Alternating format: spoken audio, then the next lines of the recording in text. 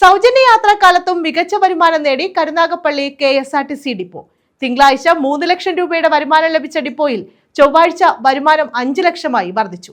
ചൊവ്വാഴ്ച 28,245 പേരാണ് സൗജന്യമായി യാത്ര ചെയ്തത്.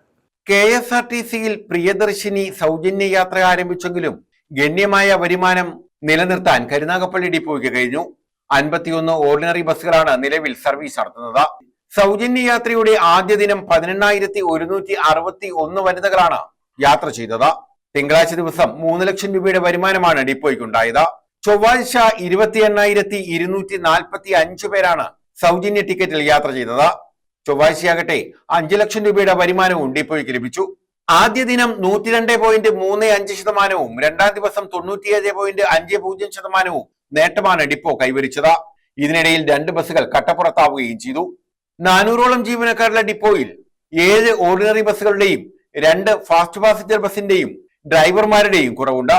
ഇതിനായി അധികൃതരെ അറിയിച്ച് കാത്തിരിക്കുകയാണെന്ന് ATO R ഉണ്ണികൃഷ്ണപിള്ള പറഞ്ഞു. നമ്മുടെ പ്രിയദർശിനി യാത്രയുമായി ബന്ധപ്പെട്ട് KSRTC പുതിയൊരു കാൽവയ്പ്പാണ് നടത്തിയിരിക്കുന്നത്. സംസ്ഥാന സർക്കാരിൻ്റെ പൂർണ്ണമായ സപ്പോർട്ടോടുകൂടി നടത്തുന്ന ഈ പദ്ധതി കരുനാഗപ്പള്ളി ഡിപ്പോയിൽ 3 ലക്ഷം യാത്രക്കാർ ആദ്യത്തെ ദിവസം യാത്ര ചെയ്യുകയും ഇന്നലെ 5 ലക്ഷം പേര് വനിതകൾ യാത്ര ചെയ്യുകയും ചെയ്തു.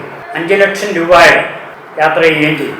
അപ്പോൾ അതിൻ്റെ അടിസ്ഥാനത്തിൽ ഇന്നലെ മിനിഞ്ഞാന്ന് 18,161 പേരും ടോട്ടൽ പാസഞ്ചർ 43,181 പേരും ഇന്നലെ 28,245 വനിതകളും 47,608 യാത്രക്കാരും യാത്ര ചെയ്തിട്ടുള്ളതാണ് മൊത്തത്തിൽ.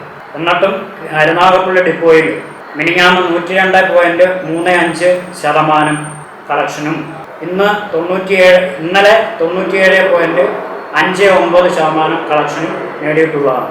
അപ്പോൾ ഈ പദ്ധതിയുടെ പ്രയോജനം വനിതകൾക്ക് ലഭിക്കുന്നതോടൊപ്പം തന്നെ കുറച്ചുകൂടെ സർവീസുകൾ നമ്മൾ കാര്യക്ഷമമാക്കിയാൽ എന്നും 100% തന്നെ കരുനാഗപ്പള്ളി ഡിപ്പോയിൽ കളക്ഷൻ ഉണ്ടാവും എന്നുള്ളതാണ് എനിക്ക് പറയാനുള്ളത് വ്യക്തിപരമായിട്ട്. News bureau, Karunagappally.